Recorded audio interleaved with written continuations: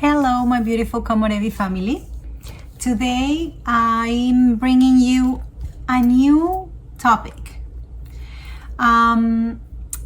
It came out as a question to me because sometimes I wonder, do we want to be in peace or we want to be right in certain occasions or in certain moments in our lives?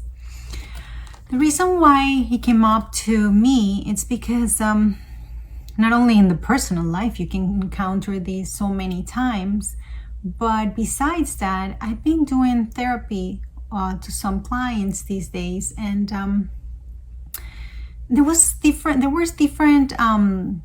situations that brought these similar points and similar examples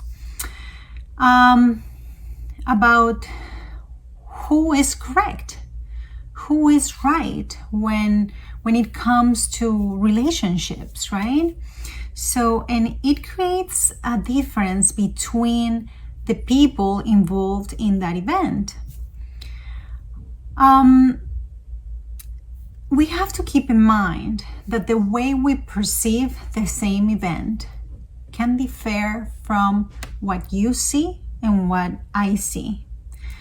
If it's the two of us that is involved in the same event. Why? Because each person has their own truth, and that truth is created by their thoughts and by their actions, their behavior, their emotions, and the level of consciousness that each of them has. So our experience of reality and our perception of it are created by the stories we have made true to ourselves. So if we believe that, it means that most of the time, there is no right and wrong. Because what we have to agree sometimes is a middle point with the other people, and just try to understand the other person's perception or the other person's reality. What does this mean? This week I've heard stories like, my father was one example. My father loved me so much and my mom didn't love me enough. Or my mother was my best friend and my support. She understood me. And this was a lot of what shaped the woman that I'm today. I had a gentleman come and say that he missed his father, So all these terms can be very good, when we recognize how can we benefit in terms of our self-esteem, okay? Because having a really good relationship with your father, with your mother, it increases your self-esteem. If you have a really good relationship with your grandparents as well, sometimes you can develop the love of food just by thinking on what your granny used to cook for you, right? All the treats and all these foods. And so sometimes you might eat a bowl of spaghetti or a schnitzel, a milanesa, whatever you're gonna eat, right? A breaded chicken or whatever. And it will bring you back all these wonderful memories that you had with your grandmother. So for you, that was a moment, a perception of love. And what is the point that I want to make here is that sometimes when we have parents that are very strict or that they have their own way of teaching, they did it on the best good that they could have done it. The hard part for us is to forgive. I wouldn't say forget, but just to forgive what you felt. Because if you start thinking on my mother is good and my dad was bad, or vice versa, you end up having what is called in SRT and spiritual response therapy, when we're healing, for example, the family tree, that's what I've been doing a lot this week. You end up ending up with split loyalties, okay? And those split loyalties create burden, okay? So in order for it to work, in order for us to feel free, we have to be willing to surrender our own stories and face ourselves with this deep question that came out to my mind, and is that, do we want peace or do we want to be right? What do we want with the issue that we are having with our loved ones? Okay, so this is something that is very important to, when we are analyzing or when we get upset, what do we want with everything that has happened to us?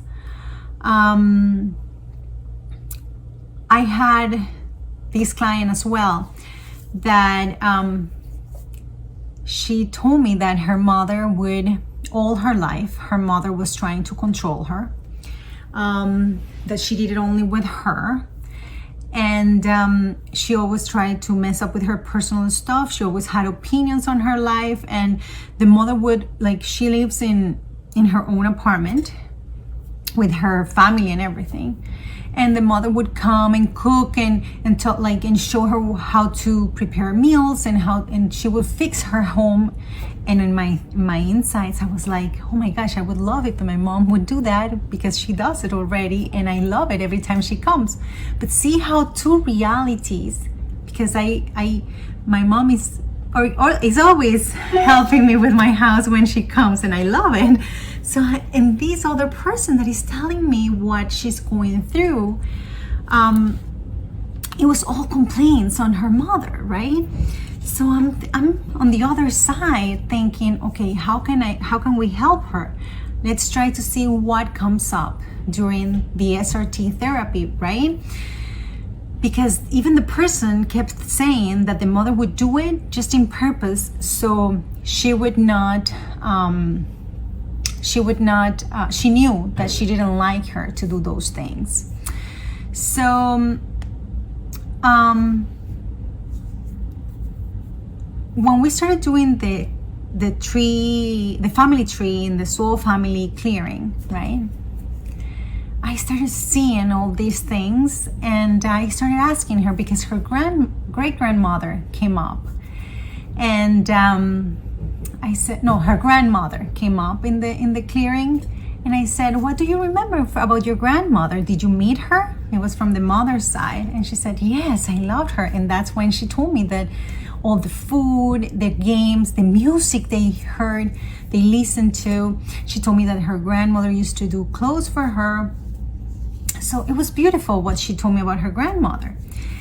And so I said, so it seems like you had a really good connection with her. And she said, yes, it was all the opposite that I had with my mom.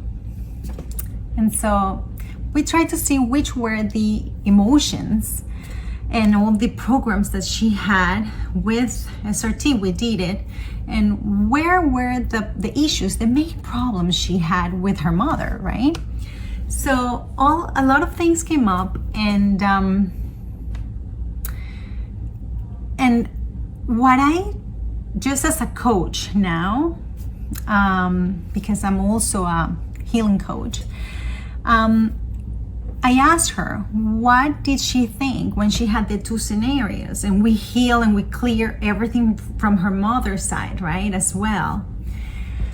I asked her, what are your thoughts about, see how, like, I tried to guide her towards seeing how her grandmother showed her love through things, because sometimes people don't tell you, are not good at telling things and say, I love you, and hugging you and kissing you and doing things like that. Some people are more physical, like they will do things for you, they will give you, they will buy you gifts, and that's the way of them saying, I love you, I'm here with you, and I want you to know that I recognize you. So sometimes when we have those two scenarios, we have to understand that in this client's case, her mother was showing her love by cooking, by cleaning, by fixing her closet.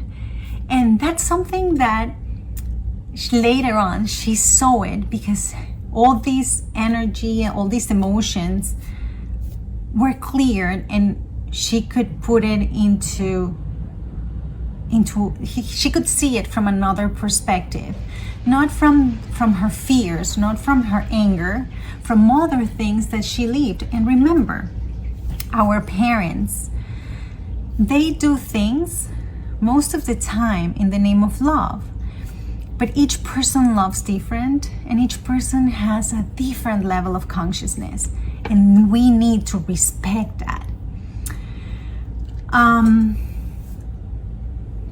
So what I wanted to show you is that with the spiritual response therapy, we could find out where the rejection came from, the rejection from her daughter, from the daughter came from, and also because the mother felt all the time this, the rejection from the daughter, that energy, it was like a very complicated relationship between them, right? They would say hard things between each other, right? So once the daughter recognized where everything was coming from, everything changed. But now I ask this question, do you think that, and if you want you can answer to that in the comments below, but do you think that the mother really changed? Or was it the daughter who changed and saw everything different from another perspective? She opened up to appreciate what was already there in front of her, and the fact that she recognized that all the resistance and all the perception that she had working on with these thoughts and these emotions that were lower in vibration, in consciousness, if weren't those the ones that were causing, if those emotions weren't the ones causing the problems, because she always saw that everything her mom did for her was insufficient. So I don't know your point of view, but I think that this was a very good therapy. It was really good. And sometimes we have to open up our hearts and our minds. And we try sometimes to punish ourselves, and we feel guilty, and we keep being victims of the events that happen to us. And that creates shame, that creates even a shared guilt between the people who are involved in the event, right? In the problem, in the same issue, in that same reality, right? But I think that once we acknowledge everything from a love perspective, from just not thinking I'm right, the other person is wrong, just accepting that a mirror has two faces, that everything can happen, whatever you think is might be different of the way I think, but we can probably meet in a middle point, okay? And we stop being a victim of the problem. That's when we stop carrying this baggage. That's when we stop carrying that guilt, that shame, and everything slowly, just by being responsible for our own emotions, our actions that go before an emotion. That's when everything returns to where it belongs. And everything starts being and working in peace, and everything starts getting organized. So a meeting of the mind sometimes is it's really good. But well, I hope this message was good for all of you and you liked it. I wish you a beautiful day and a beautiful rest of the week. And if something good comes up during my sessions, I will let you know. Bye, Komorebi family. Have a wonderful, wonderful light. And don't forget, you are a beautiful rays of light. We're a great consciousness that is growing and that is fixing everything that is happening to us in our surroundings. Ciao, ciao. Bye-bye.